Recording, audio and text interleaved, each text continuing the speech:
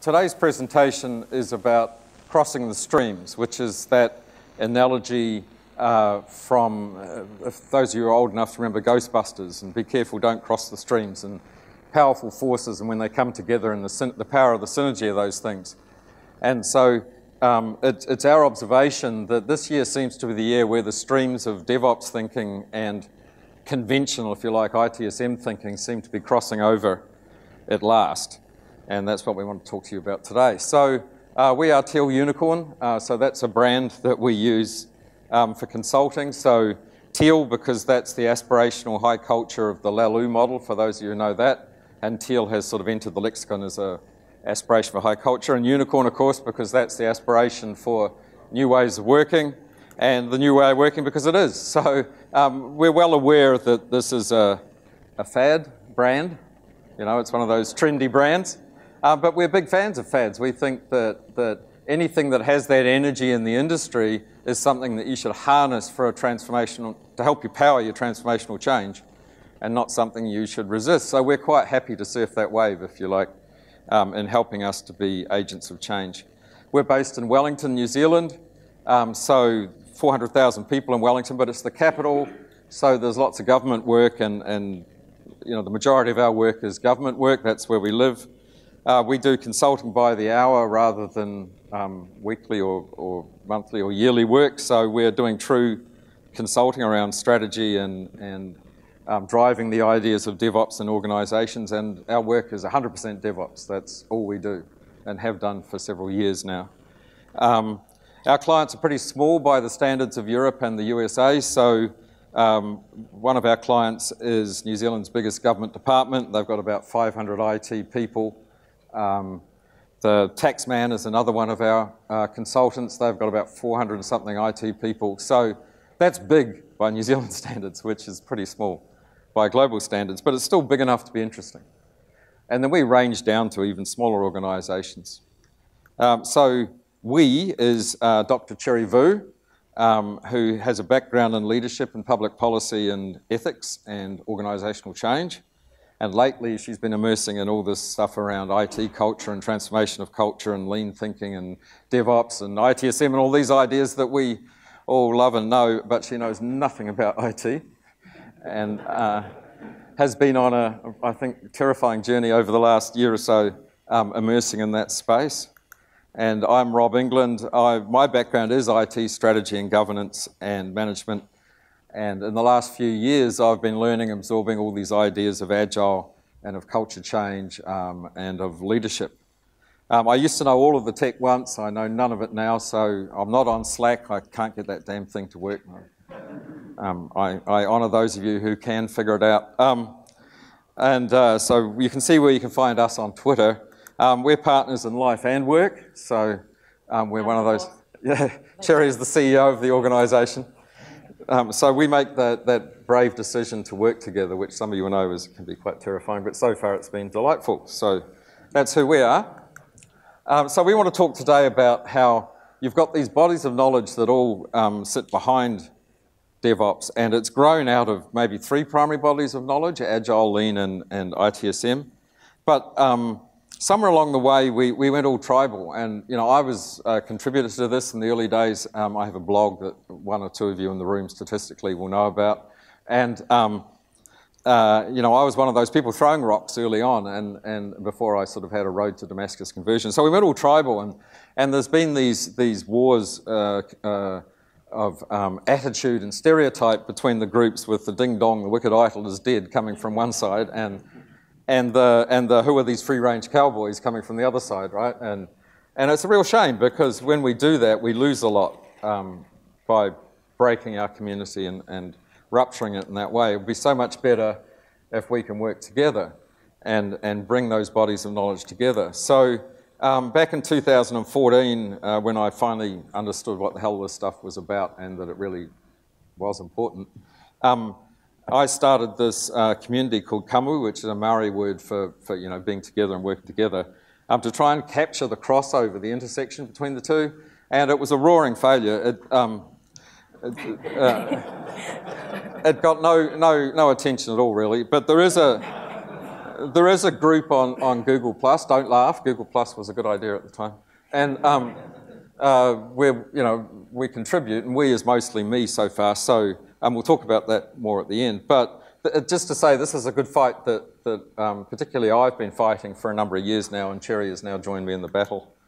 But it was interesting that this year, we're really starting to see this crossover. We're really starting to see these communities share ideas and connect in ways that I don't think we've done so much up until now. And so we're going to talk today about what we're seeing about the crossover, both from the side of the DevOps world coming up with ideas that are quite impactful on the service management thinking, and also from the other side with somebody just learning and immersing into the ITSM area and seeing how it's transforming itself and what the ideas are that come out from that side, and seeing how the two are coming together. And that's the message of today's presentation.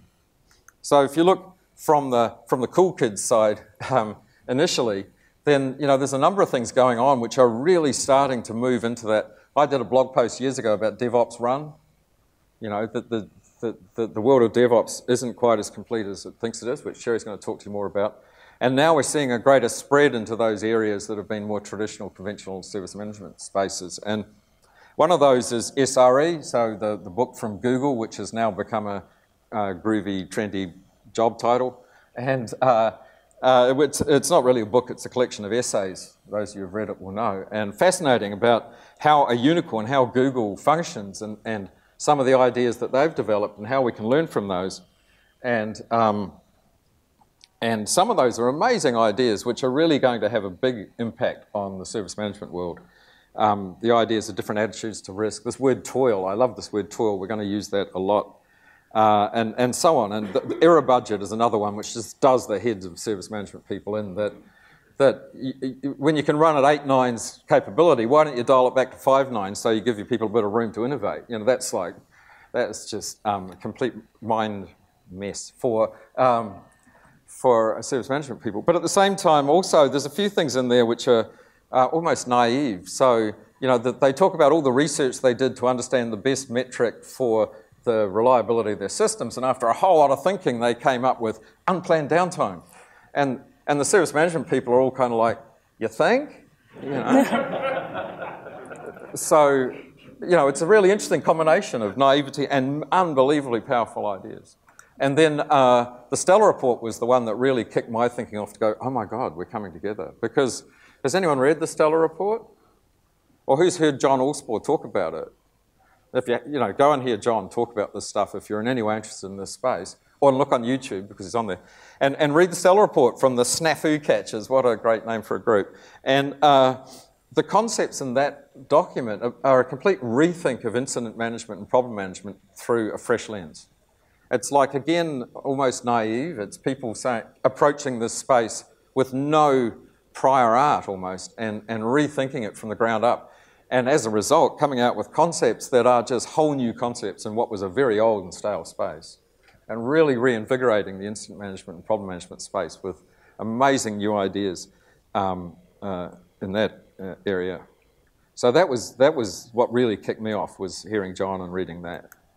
And then there's other stuff that the DevOps community have been surfacing over a longer period of time. But when I read Richard Cook's paper on how complex systems fail a couple of years ago, 3 years ago, it completely changed how I thought about support and incident. And this whole concept that complex systems are always broken and we should be designing and acting on the assumption that they're always broken and let go of this fallacy of perfect systems and so on. So it was... that's an extraordinary paper which is having an impact in the service management world. And likewise, the work by Sidney Decker, who did the Field Guide to Human Error Investigations, which was redone as the one you're probably more familiar with, the Field Guide to Understanding Human Error, as a transformational book, which says if we don't design on the assumption that people are going to screw up, then it's our fault for our poor designs, not the fault of the people who make the mistakes.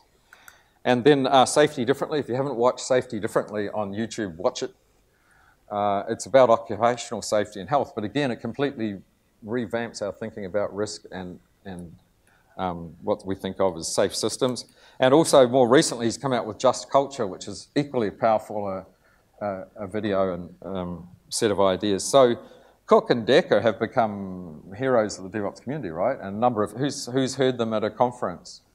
Anyone? Well, you'll get the opportunity in the DevOps world, right? And in other worlds, because they speak a lot, and they're really transforming the way we think about complex systems and designing and interacting with complex systems. So this stuff, and finally, resilience engineering. So, I like to say that the fad of DevOps has its own sub-fads every year, right? And we had Docker, and then we had ChatOps, and then we had DevSecOps, and then we had transformational leadership, and then now we've got resilience engineering. This year it's all about resilience engineering. And there's a whole conference around that with Redeploy in a few weeks' time that we'll be going to. And there's the rugged software, the work that Josh Corman has been doing for a number of years and working quite closely with Gene and has presented at this conference as well. So those are powerful bodies of knowledge that are coming out of this community, if you like, that are very impactful on the service management, the traditional or conventional service management world. And I encourage you to get your head around all of these things because they're changing the whole landscape of how we think about DevOps run, about the bigger picture.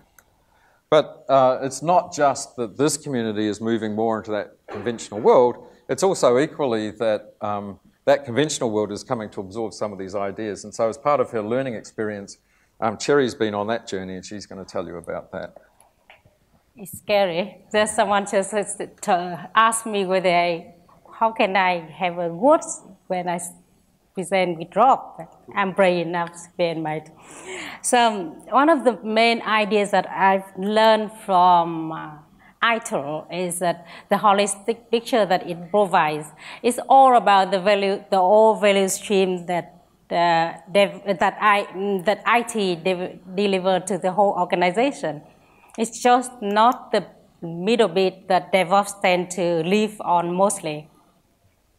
So this is IT for IT's model is another body of knowledge that we like this model because it's much simpler than ITIL. Have you ever seen ITIL's picture so far?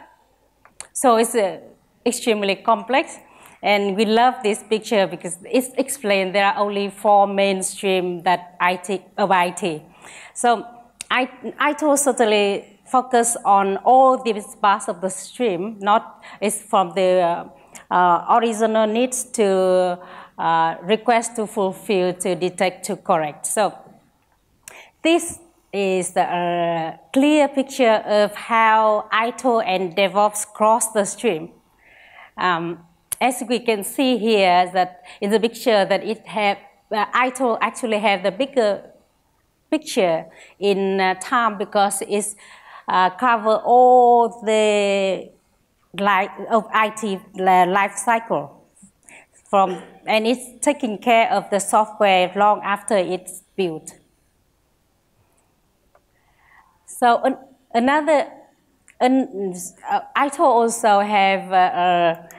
ITIL also have a bigger picture in space when DevOps tend to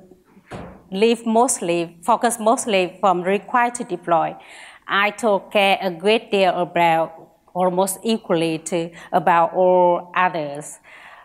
Rob claimed that ITIL pay less attention in design and build, but after the software is built, ITIL pay great care about how to deploy it in the production and maintain it long afterwards. In principle, Agile would say we need a standing team forever.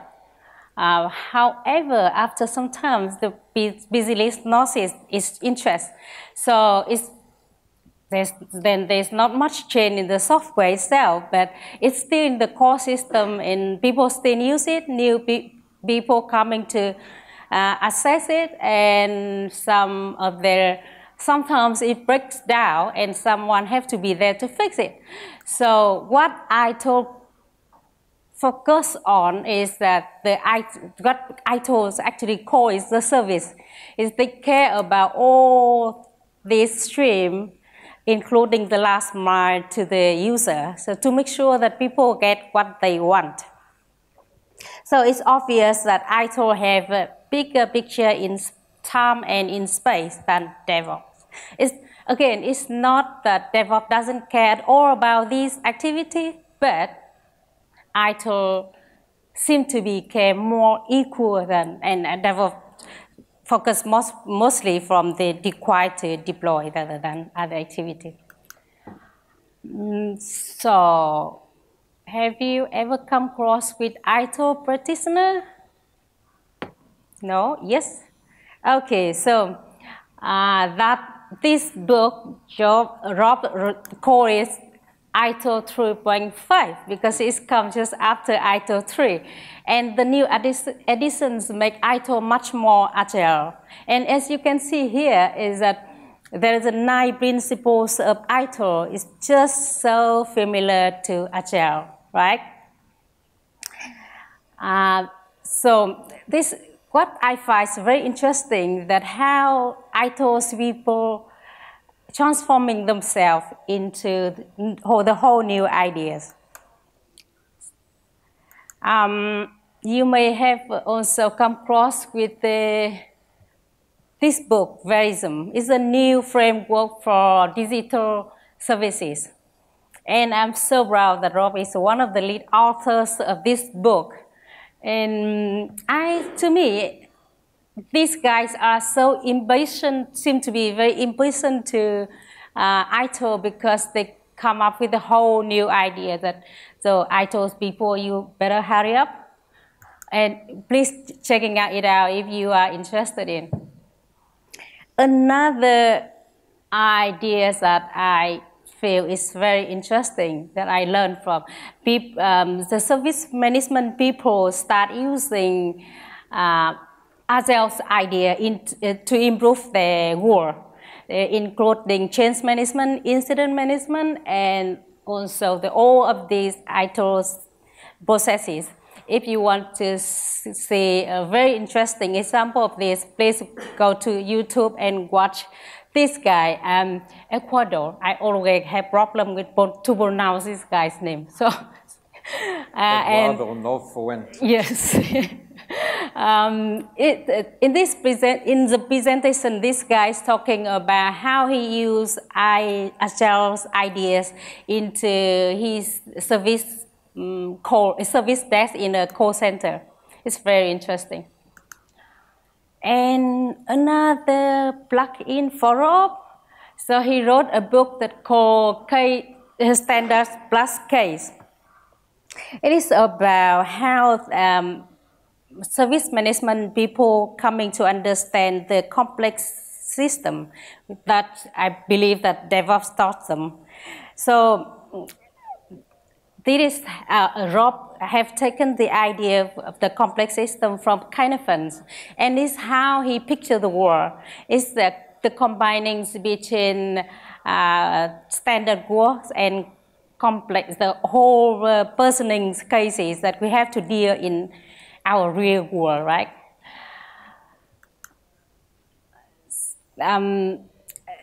Kynefans suggests that there are 5 different situations that we find ourselves in.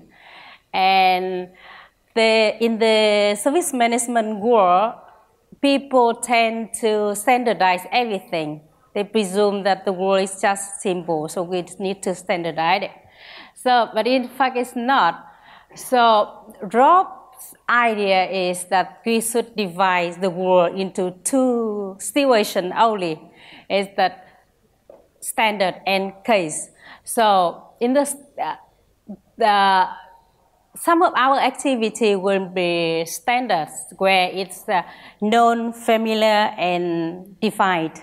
And the rest is the case where we can't, it's unknown, it's unfamiliar and undefined. So Rob suggests that we should treat the unstandard case as normal using the using a body of knowledge called case management. So by combining the 2 approaches, we can come up with the whole complete model to deal with whatever situation we face, whether it's familiar or unfamiliar, using standard plus case. So, to me, it's all about how we look at the world from where we see the world, rather than, just like us. I don't know how people look at us, but to us, we are perfect match. What do you think? And our complementary views of the world. It's quite interesting when you look at these, at the world in different lenses. So, for example, we're Kiwis, not both of us born there, obviously, but there's this tool, truesize.com, where you can overlay any country over any other country and get rid of the Mercator projection distortions.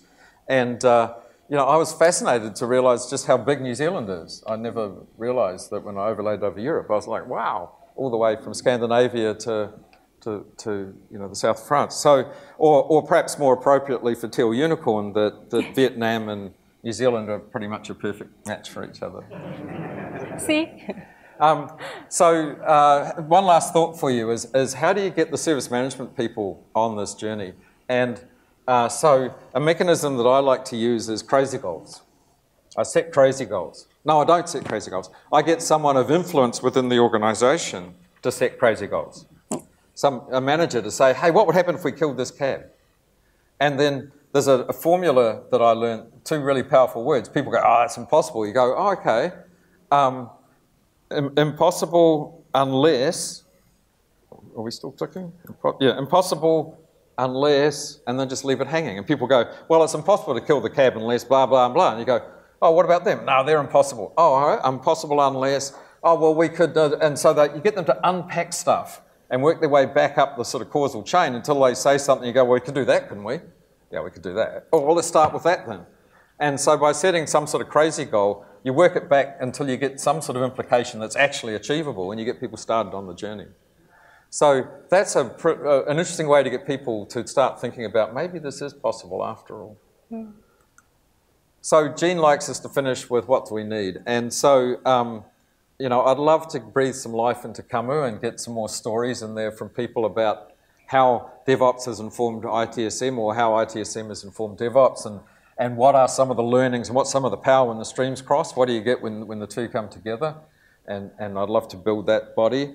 And then there's a more general thing that we constantly ask in any presentation is, what are the engines for transformation, like crazy goals? What are some of the actual functional teams you set up? What are some of the mechanisms and models you use to drive transformation in the organisation to power it along? What's the engines? What's the power? Because that's our business, and so we'd love to have some more ideas in that space.